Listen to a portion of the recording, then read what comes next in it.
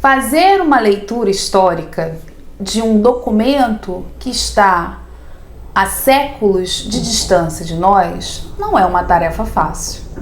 É necessário reconstruir o contexto histórico da produção daquele documento, daquela camada, daquela passagem específica que nós estamos analisando. Porque muitas vezes textos, por exemplo, como Gênesis, não passam de uma grande costura de diferentes datações, da intervenção de diferentes grupos. Lembra aqui da ameaça do autor do Evangelho de Apocalipse, que diz: ai daquele que mexer nesse texto. É uma lembrança clara que o autor nos deixou de que seu texto corria o risco de ser remexido, ser alterado, porque isso acontecia.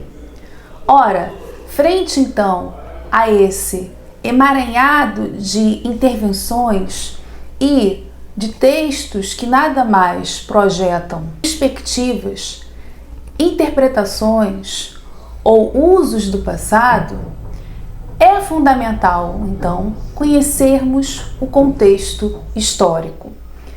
Esse é o caso, por exemplo, da narrativa de Melquisedeque e a questão do dízimo, que, como nós veremos hoje, nada mais é do que um interesse em se regulamentar os usos da tarifa dos impostos ao Templo de Jerusalém, que também funcionava como um ambiente administrativo e que, como nos lembra Elcio Mendonça, desses textos bíblicos não passam de uma narrativa religiosa sobre a história. Vamos nessa? Personagem literária, é o rei Melquisedeque, que é o rei de justiça, rei da justiça, rei de justiça, que inclusive vai ser um personagem que vai aparecer em literaturas também do período helenista, judaicas, e que também vai estar muito ligado ao messianismo, né? Também do período helenista, e depois vai chegar do Novo Testamento, primeiro século da Era Comum. Você não tem evidências documentais, nem de cultura material dessa personagem.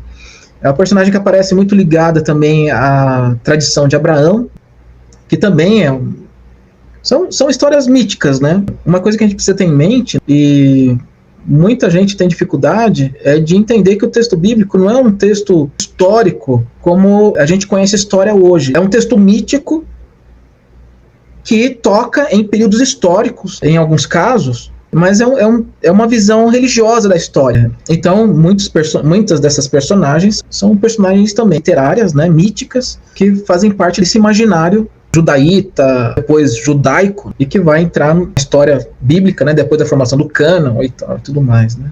Tanto que os nomes, né, são muito significativos. Abraão dá o dízimo para o Melquisedeque, que o dízimo também é uma palavra que está muito mal usada. Mas enfim, isso tudo são construções, né?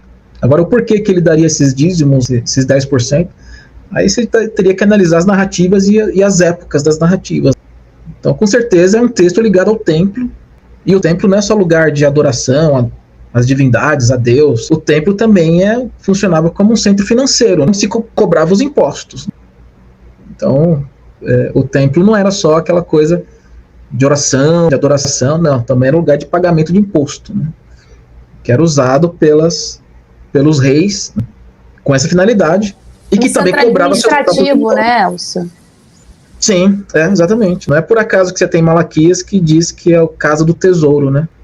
Quer dizer, um templo, casa do tesouro, as pessoas acabam interpretando de forma bastante superficial, né? Dizendo, casa do tesouro, porque é uma coisa bonita, de ouro, de tesouro, né? Não, é a casa onde se arrecadava imposto. Não tem aquele glamour que a gente imagina, né? Gostou do conteúdo?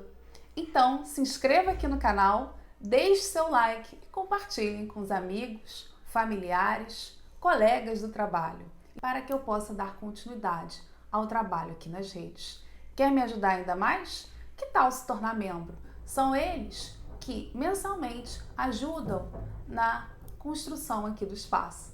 Obrigada, galera!